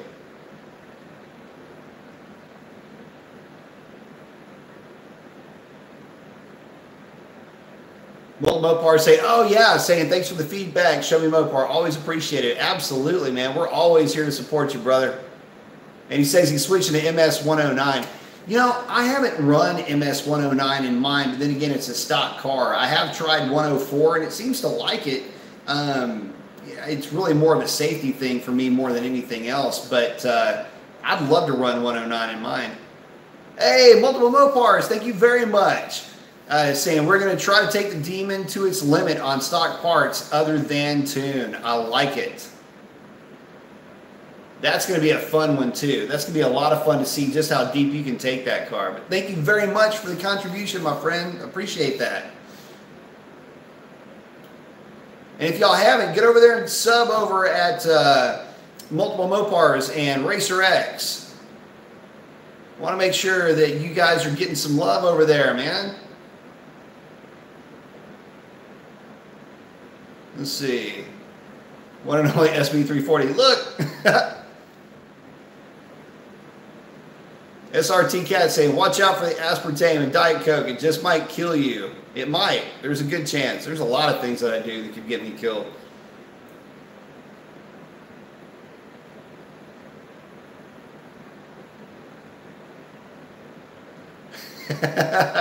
One and only saying, won't steal another one, buddy. Mine, yours seems to be doing just fine. Yeah, I appreciate it. Thanks for giving me the heads up on my Roadrunner. No, that's awesome, man. That's so cool. That car is a screamer. Jay Poma saying, yep, Grand Tour is on Amazon Prime Video. Jay Poma, besides a tune and plugs, what are the other requirements for E85 swap? If you have a stock Hellcat, you will need a you'll need a fuel pump upgrade. You can run twin 450s, and that's pretty much it. If you've got a 392 car, you can use the stock pump, and obviously you would need the injectors and the tune. Well, and the Hellcat's going to need larger injectors. Keeping in mind that you're going to need 30% more fuel to satisfy the stoichiometric value of E85 versus gasoline, or what we have, which is E10. So I would say that, you know, the injectors, the tune, the fuel pumps, if you've got a Hellcat, or and plugs, you'd still run a 7 range with the plugs, but you want to put new plugs in it anyway. But that's what you would need to get the most out of the car, or to make it to where it would function properly. From there, I would say a ported intake manifold and a larger throttle body are going to be part of the program as well, mainly because you want to try to get as much air into that cylinder as you can at higher RPM levels.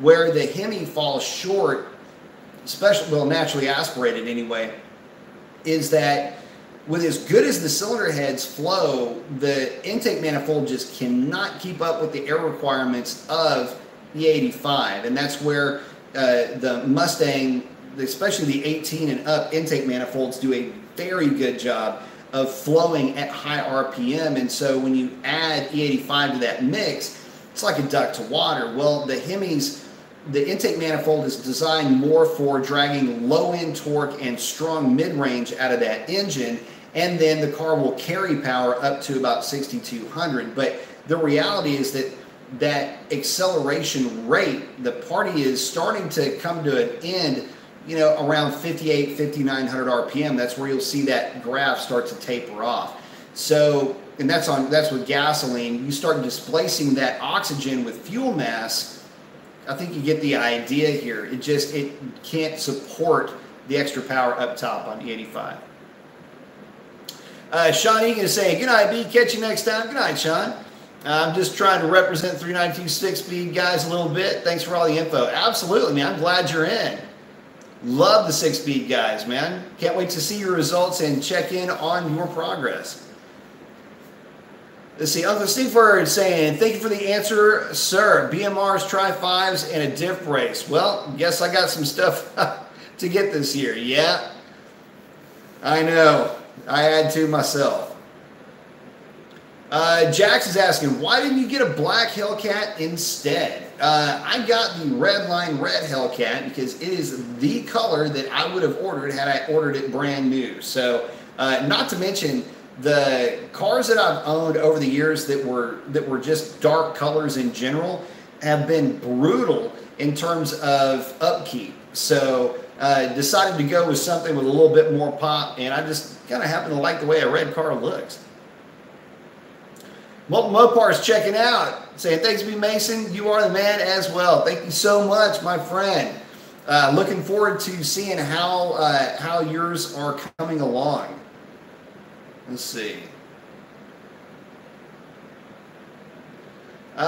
Frankenstein had me saying, how much horsepower is gained by adding ported heads to a 6.4?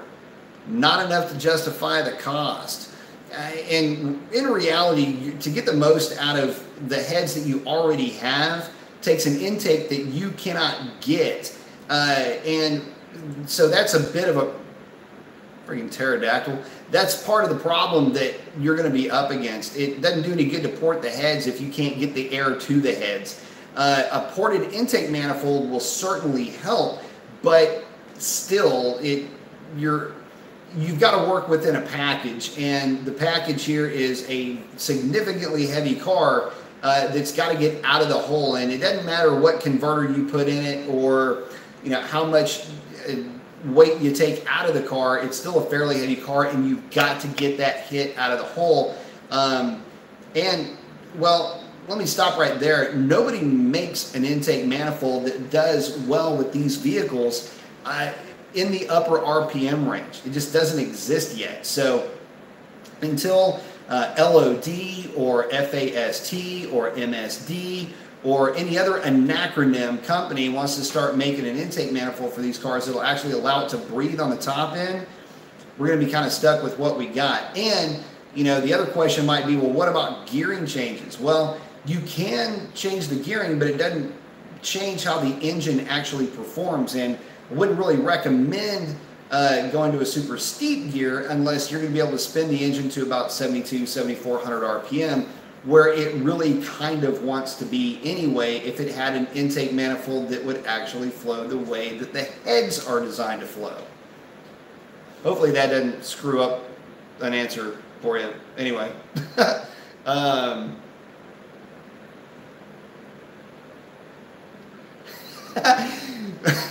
One and only SB saying, back for the 5th time. This is new. They should call it the Ford phone at its best. It's like one and only's having some problems with his communications devices over there. And see, he's hollering out at Sean saying adios to Multi and to Sean. Jay Pum is laughing at one and only. Yeah, man, I tell you. I don't know what it is with phones too, man. I've been having problems with mine lately, so I don't know, sunspots.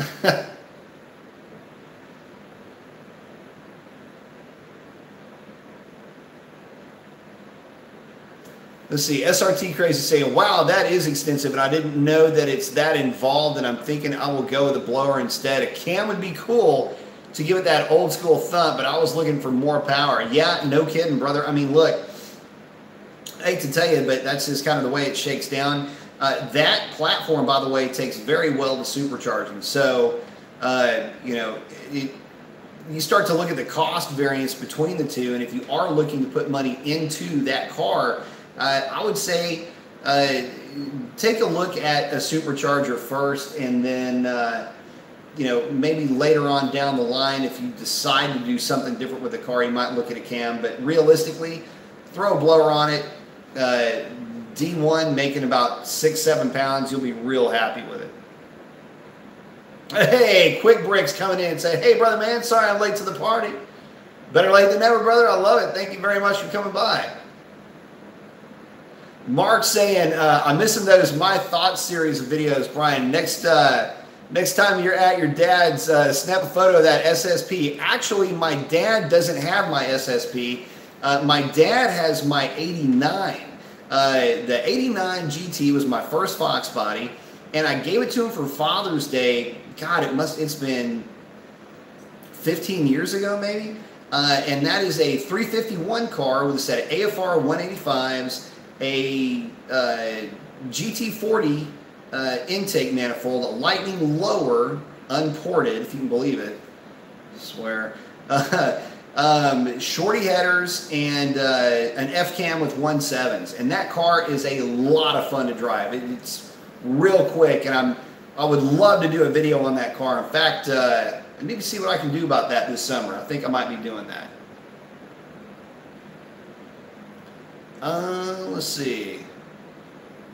But no, I'll definitely send you some pics of that car. It's sweet. It's got, let's see, it's got the 94 GT wheels, which are basically the same as the Cobra R's. It's got, golly, I got to sit here and think of everything that's done to that car. Car's got a lot done to it. It's actually it's been a long process, but it's an awesome car. SRT Cat saying, what do you think about the QA1 carbon fiber drive shaft for the Hellcat? Don't know which one to get, aluminum or carbon fiber. I don't have a problem with the carbon fiber at lower power levels, say, you know, 700 and lower, but you start getting above that and you might run into some problems with it. I like the idea of a carbon fiber drive shaft in that typically you don't have as many NVH issues, and if they do break, they basically just shatter, so they don't tear anything up underneath your car when they let go. But that's part of the problem, is that they do still let go. As far as, you know, if there's no cost issue, you know, cost is no problem, then I'd go carbon fiber. But man, I gotta tell you, the DSS that I've got in this car is great, and it's stable, no issues, and probably the best thing about it is that it doesn't really cost a lot. So and not to mention, it's a proven part. A lot of guys use the DSS dampened drive shafts with no issues at all. So I would say, you know, go with the QA1, see what you think if it's in the budget, but as far as actual performance between one and the next, you're really not going to see too much between the carbon fiber and the, you know, an aluminum drive shaft. One and only saying problems? Nah. Piece of crap. I love it.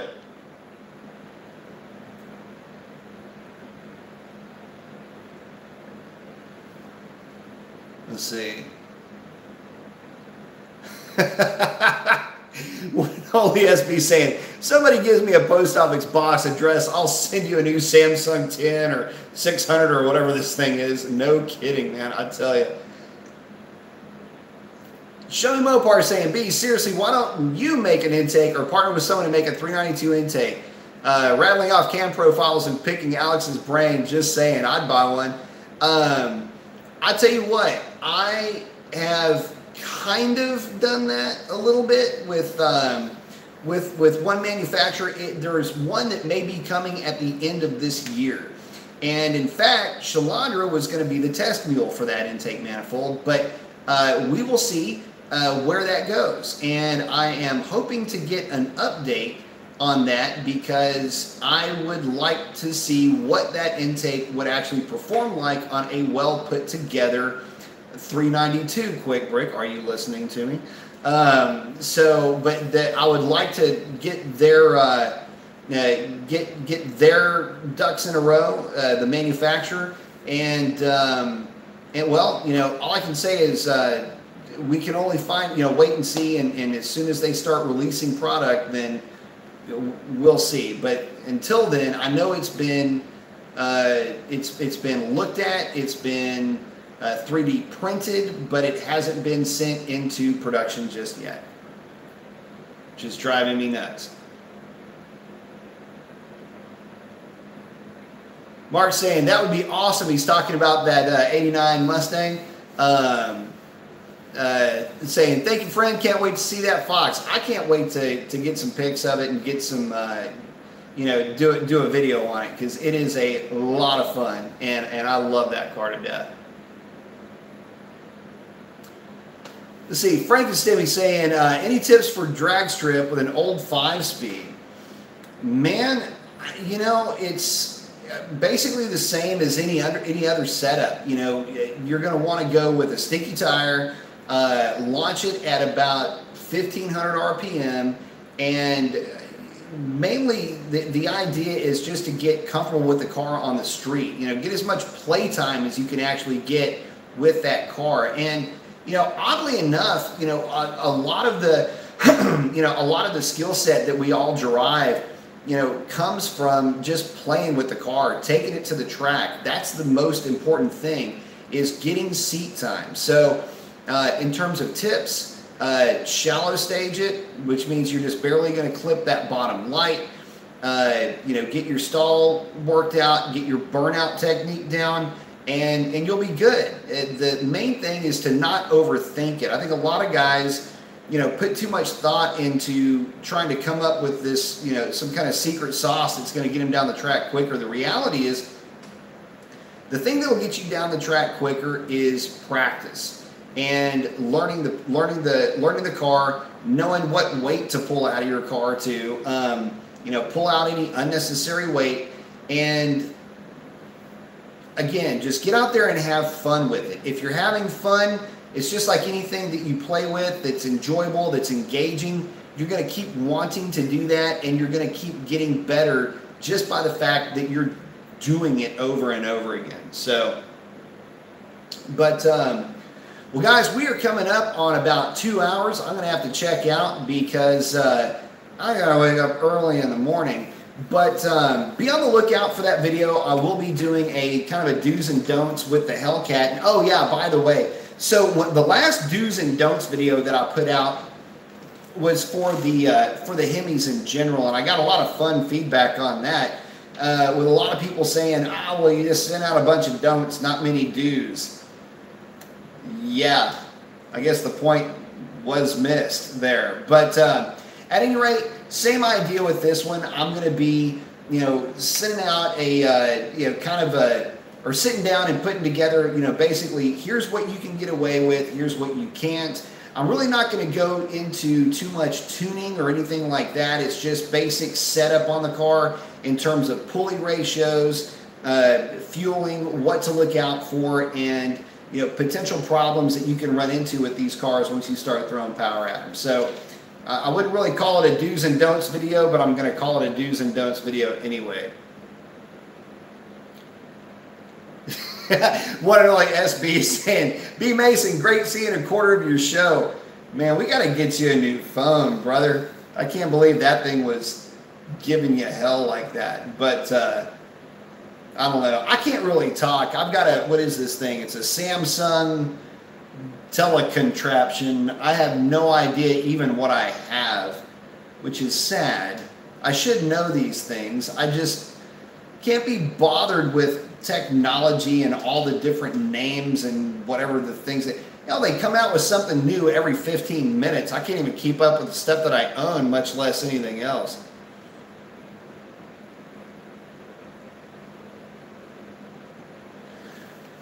Hey, Quick Break is saying, ever see a Maggie, which is the TVS equipped 392 with an 8-speed coming to the shop? What kind of real horsepower do they make on 6 to 8 PSI? More bang for the buck than a cam? Absolutely it is. So the cool thing about the Maggie blowers and really any supercharger at the 6 to 8 PSI range is you're looking at about 100 horsepower-ish across the board. You know, the centrifugals at that rate will make about 130 overstock. Maggies will typically make somewhere like, I think it's around 105-ish, maybe 110 at that same boost level. Again, you've got parasitic loss a bit higher with the Maggies, but the neat thing about those cars is that they're very responsive and is probably the cleanest of all the installs are those little Maggies on the 392 cars and the 5.7s for that matter. You know, one of my favorite setups is the Edelbrock, what is it, the, oh crap. Anyway, the Edelbrock supercharger setup, sorry, it's escaping me the name of it. You're probably yelling it at your phone right now, but, or computer. But the E-Series or whatever they're calling those things, those are really good. Now, as long as you keep them, you know, you don't try to pull them up or anything, you go crazy with them. The factory tune is really soft, but they work really well for the 5.7s, making about 6 to 8 PSI. You know, they get up to, let me think about this, 430-ish to the rear wheels with a torque curve that looks just like a 392. You know, but with a tune. I mean, you do have to tune those kits. The factory tune is not good, but you know, the 392 with that the same kit is going to make roughly the same gains, and it's a real clean install. Why, you get some ideas there, big guy? Yeah. But definitely more bang for the buck than a cam, and you don't sacrifice any power down low. In fact, you pick up power down low. It's actually a better value for the dollar, no doubt about it. What I'm always saying, it was great as usual. It's a new Samsung 1000. Man, no kidding. I don't know, this Samsung's been pretty good. I can't really complain about this one, whichever one it is. Samsung buttons, camera, almost a cracked lens, or cracked screen. Mark P's saying, good night, brother. Good night, Mark. Good seeing you, brother. SRT Cat saying, thank you for the info. I got the same color as yours with the red seats, though. Love it. I've got red seat belts and Alcantara seats. But I love it. I really do. Slime Cute is saying, can I get away with an underdrive pulley on a Hellcat with a stock tune? Just want to install now since engine is out. More mods and tune to follow. Not on a Hellcat, man. I'd rather have the extra cooling than an underdrive lower pulley. I mean, if you're looking at an underdrive lower pulley to pick up any power, it's wholly insignificant compared to the power that the car is making now. So I wouldn't even bother with it at this level. Your benefit is greater with the added cooling capacity than it would be with the underdrive pulley, in my opinion. Let's see. SRT Cat saying, can you talk a little bit about how you do the burnout at the box before the launch, in first or second gear, things like that? Yes, absolutely. So what I do is I will roll through the burnout box, basically just get the tires wet, and then I will pull forward from the water box about 6 feet. You do not want to do your burnout in the water box. It is a huge mistake that I see guys make all the time. The water box is only there to wet your tires. That is not where you do your burnout. People ask, well, what do you mean by that? Why? Well, when you park yourself in that water box and start spinning the tires, you are coating the inside of your fender well with water. And that is a bad thing, because as you pull forward, it's just going to sit there and constantly drip water down onto your tires and onto the track. Not going to do well for traction. I start my burnout in first gear, and at 5,000 RPM, I'll pull the shifter back, shift into second, and just let it light the tires up basically for right at 6 seconds. That's 1001, 1002, 1003, 4, 5, 6, and I'll pull forward. I'll do that in cool weather. In warmer weather, I'll reduce the amount of time to about 4 seconds. So, again, 1001, 1002, 1003, 1004. And you want to verify with your mirrors that both tires are lit up. If they're not, and you're only getting one wheel peel, you might want to check that out. But as long as everything's going good, 4 seconds in warm weather, 6 seconds in cold weather. But make sure in cold weather that the tires are smoking. Don't just spin them. That can be a sign of 2 things. Number 1, not enough heat in the tires. And number 2, you could have a dry rotted set of drag tires if they're not smoking. In other words, they're just starting to get dry rotted and they're too hard. But that's it. After the burnout, pull it forward, get it staged, and get ready to have some fun.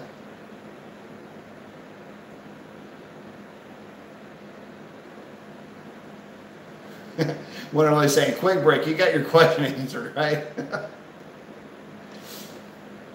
Let's see. Jalen Jackson. Does the TA rim air intake work with the Hellcat lower air box? No, it doesn't. And is it better than the entire Hellcat sealed box? I don't think so. I would say that, well, I say it doesn't. Actually, no, it wouldn't. It wouldn't be able to, because it is significantly smaller than the opening for the throttle body for the Hellcat's throttle body. So, but now that's a bit of the route that thing takes is pretty complicated. So now I don't think that it would work, not as well anyway, as the stock system already works. So let's see. Oh, one and only saying, I tried 1,500 times already. I put a 75 shot of nitrous in case I could not get the 8s. I did with a 200 D8 and 75. I got 822. Man, that is awesome. Without, he ran at 849. That is amazing. With that is screaming down the drag strip. I love it. God, it's so awesome. Old school Mopar muscle getting the job done. I dig it. What I'm really saying, never again on nitrous. Man, I've got some funny stories with nitrous oxide. It's yes, I am the guy that put nitrous oxide on a rotting lawnmower just because the grass grew a little bit better over the brown water system. So I had an old Sneaky Pete system, and jetted for 25 horsepower that I put on a Craftsman riding lawnmower. But yeah, there for a while, there wasn't much that I owned that didn't have some amount of nitrous on it, but not anymore. I'm too much of a wuss these days to run nitrous. Sorry. I don't mind, tuning it, and I don't mind running cars that have nitrous at the drag strip. I just, then there's my own personal stuff, and it's like, no, I don't want to do that. So, but at any rate, well, guys, I'm going to check out here. Hope you guys have a fantastic rest of your week. Thank you guys for contributing to the channel, and thank you very much for hanging out with me tonight. And without anything else being said, that is a wrap on this one. Y'all have a great one. Adios.